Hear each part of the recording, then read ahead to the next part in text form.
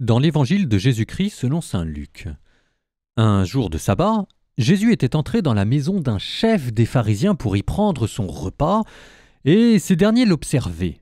Jésus dit une parabole aux invités lorsqu'il remarqua comment ils choisissaient les premières places, et il leur dit « Quand quelqu'un t'invite à des noces, ne va pas t'installer à la première place, de peur qu'il ait invité un autre plus considéré que toi. Alors celui qui vous a invité, toi et lui, viendra te dire « Cède-lui ta place », et à ce moment-là, tu iras, plein de honte, prendre la dernière place. Au contraire, quand tu es invité, va te mettre à la dernière place. Alors, quand viendra celui qui t'a invité, il te dira « Mon ami, avance plus haut ». Et ce sera pour toi un honneur aux yeux de tous ceux qui seront à table avec toi. En effet, quiconque s'élève sera abaissé, qui s'abaisse sera élevé. Jésus disait aussi à celui qui l'avait invité « Quand tu donnes un déjeuner ou un dîner, n'invite pas tes amis, ni tes frères, ni tes parents, ni de riches voisins, sinon eux aussi te rendraient l'invitation et ce serait pour toi un don en retour. Au contraire, quand tu donnes une réception, invite des pauvres, des estropiés, des boiteux, des aveugles. Heureux seras-tu parce qu'ils n'ont rien à te donner en retour. Cela te sera rendu à la résurrection des justes. »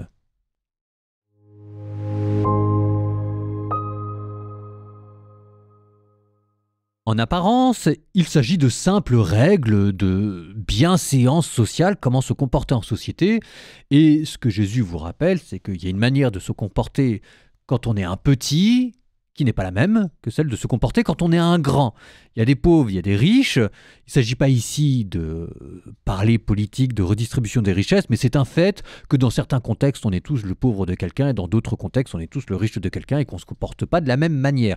Bref, Jésus vous rappelle, c'était la première parabole, que quand on est un petit, ce qui fait la gloire du petit, c'est sa modestie et son humilité.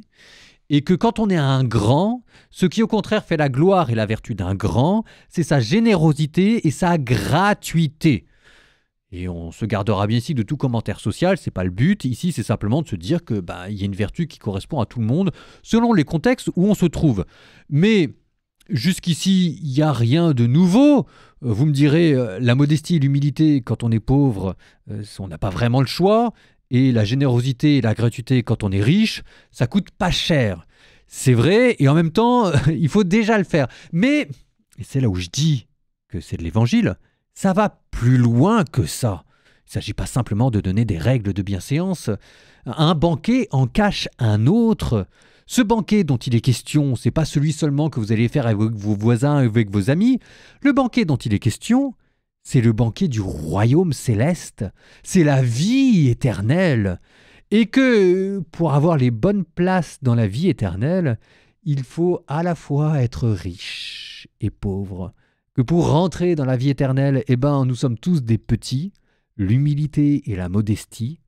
Et que pour grandir dans les premières places, à nouveau, c'est cultiver la générosité et la gratuité. C'est quelque chose qui est assez beau. Il faut se dire que celui qui sait vraiment se comporter en société, c'est celui qui saura aussi se comporter dans le royaume céleste. C'est quelqu'un qui sait à la fois être pauvre et riche.